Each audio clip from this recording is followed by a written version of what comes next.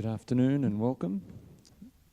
I hope that entrance wasn't too noisy for you, but hopefully it awakened you up and got you ready for a show. We're going to do a storytelling performance for you, which will last for about half an hour, and then after the story we actually have a discussion which will go for about half an hour, which you are welcome to stay for and get involved as much as you wish. The story we're doing today is called The Half Girl and the River. It was brought to us by an American storyteller by the name of Michael Mead, and we're very excited to be here with you this afternoon and to share the story with you. So to take us into the land of story, we're going to evoke a watery dance.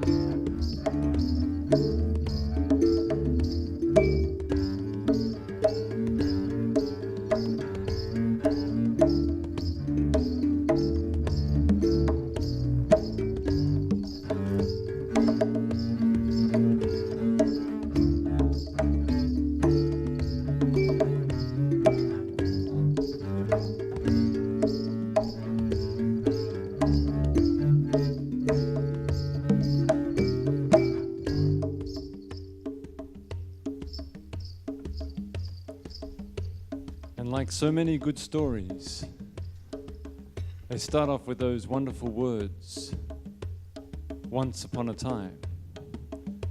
Once upon a time, there was a village much like any other village, where there were people of all shapes and sizes. And like in most villages, there were people who got along very well. And then there was people who didn't get along very well at all.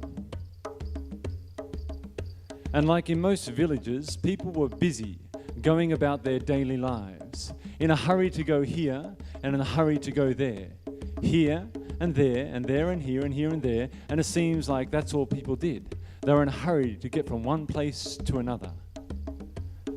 And of course, like in every village, there was always work that had to be done.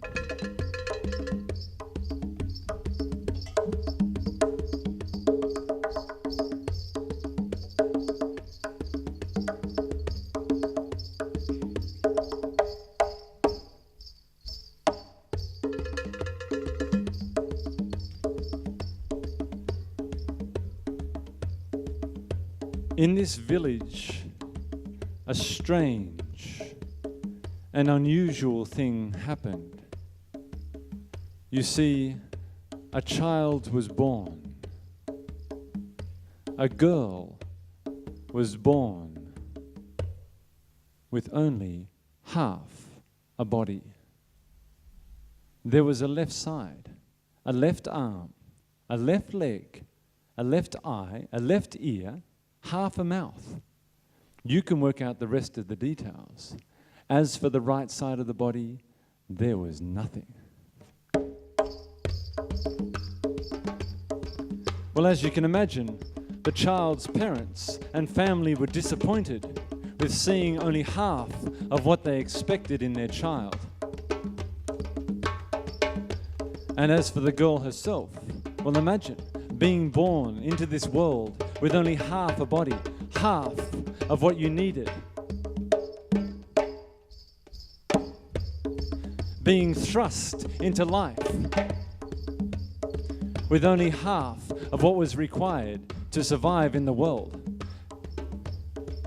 But even a half a body can grow, and with each day that passed, the half girl's body continued to grow. Each day that passed, each year that passed, the girl's half body continued to grow. But so too did her frustration and her anger at her condition continue to grow. When the girl would see other children playing games, she would want to join in with those games. But the other children would say, "I'm sorry, this game requires 2 arms and 2 legs." With each day that passed, each year that passed, the girl's body continued to grow. But so too did her anger and her frustration at her condition continue to grow.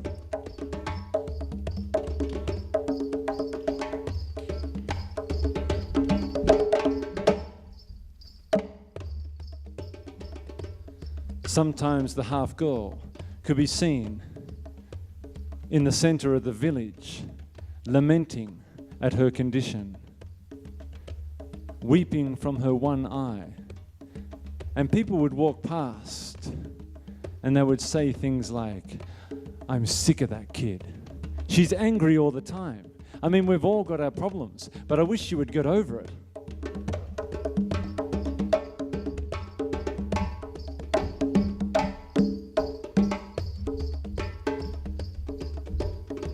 The half girl grew to the time where she became a youth. And it was at this time that she heard her very own family saying things like, "God, I'm sick of that kid."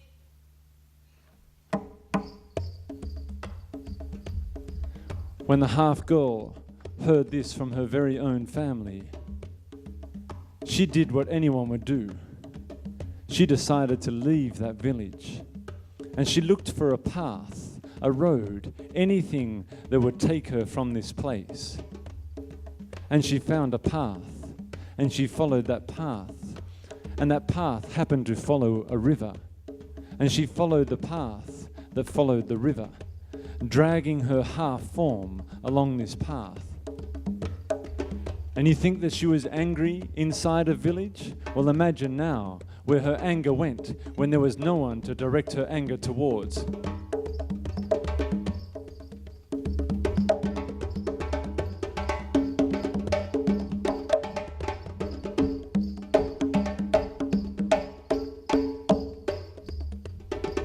The girl continued along this path,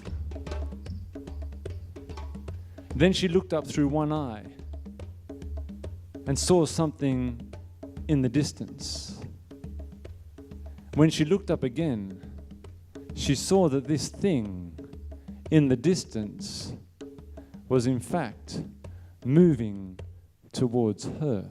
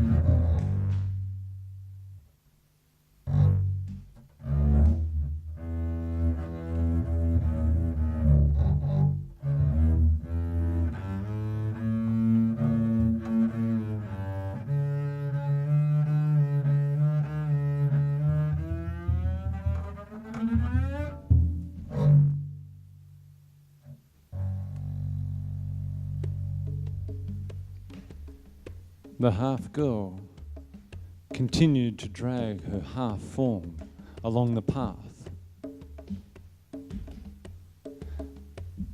This time, when she looked up through her one eye, she found herself right in front of another half-girl.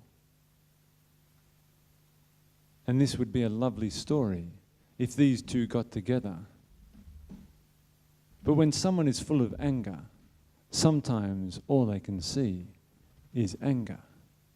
And so one girl said to the other, "Where have you been?" And she said, "I'll tell you where I've been." And each girl began to tell their story of what life had been like for them, living with only half a body.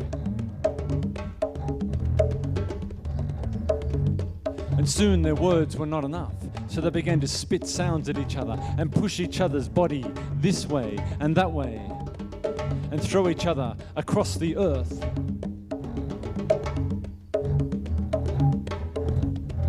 The two became entangled in a fight.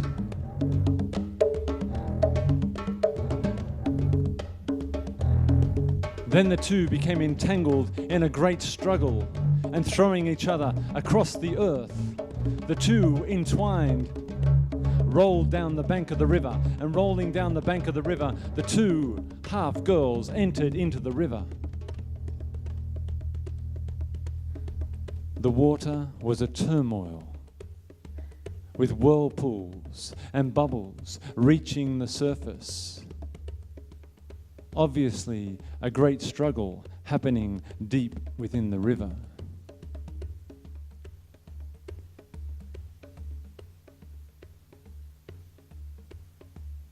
But after some time, the water became calm. Then the water became still. And a little further downstream,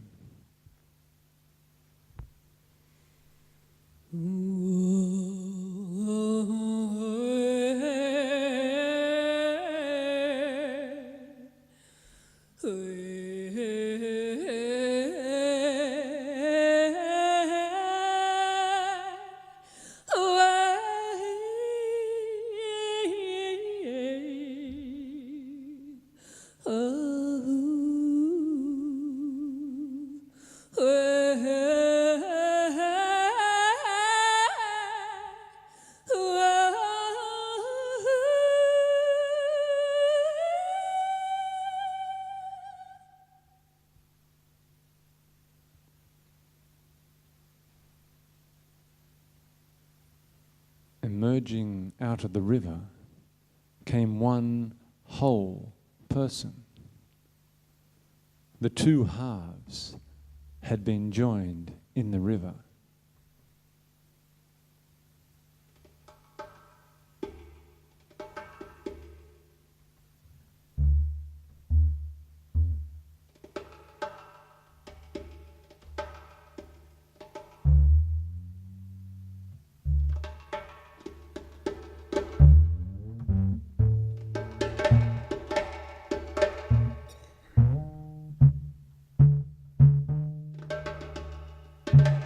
But each side did not know how to work with the other.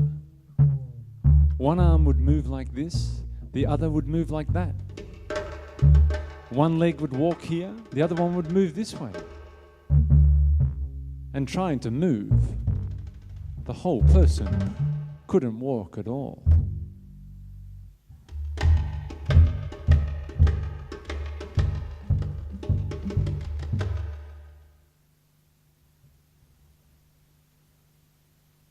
Until each limb had to let go of its old way of moving.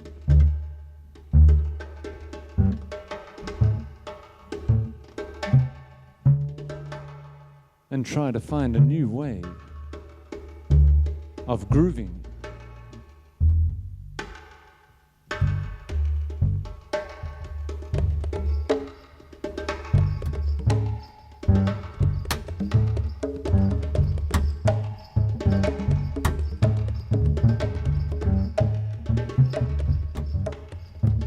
The whole person found themselves not walking at all, but somehow caught in a great dance and quite enjoying it.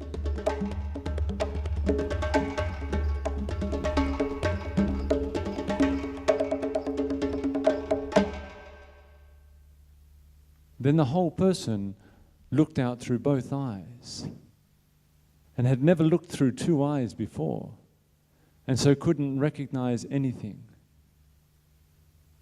Then she turned and saw an old lady sitting on a log at the top of the riverbank, and she approached the old lady. "Old lady, what is this place? Where am I? I cannot recognize anything." The old lady looked with a smile in her heart. "My sweet child, this is the very village that you were born in. When you were split in half, all of us were split in half. Watching the way that you move your body reminds me that I too used to love to dance." And the old lady began to shake her old bones. And the more she shook her old bones, the more life she felt. Now the old began to dance with the new.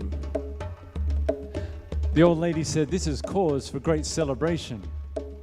And she led the young woman back into the village. And as they approached the village, who would recognize joy but children? The children began to dance with the whole person. Soon the whole village was dancing. They danced all that day. And at night, drummers came